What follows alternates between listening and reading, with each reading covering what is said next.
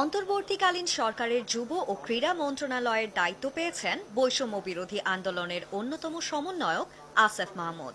কাজে যোগ দিয়ে রোববার প্রথমবারের মতো সচিবালয়ে আসেন এই উপদেষ্টা। এ সময় তাকে বরণ করে নেন কর্মকর্তারা।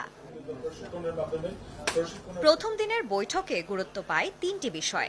উপদেষ্টা আসেফ জানান, বদলে যাচ্ছে শেখ হাসিনা যুব উন্নয়ন কেন্দ্রের নাম। জানিয়ে দেন এই পরিবর্তনের কারণও। যুব ক্রীড়া মন্ত্রণালয়ের অধীনে শেখ হাসিনা জাতীয় যুব উন্নয়ন ইনস্টিটিউট আছে।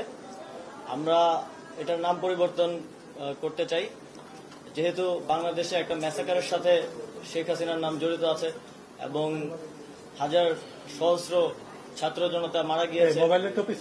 আমরা মনে করি তিনি এর সাথে সরাসরি যুক্ত এবং সেই জায়গা থেকে এটা শুধু আমাদের মন্ত্রণালয় না, প্রত্যেকটি স্থানে এটা করা হবে। তো শেখ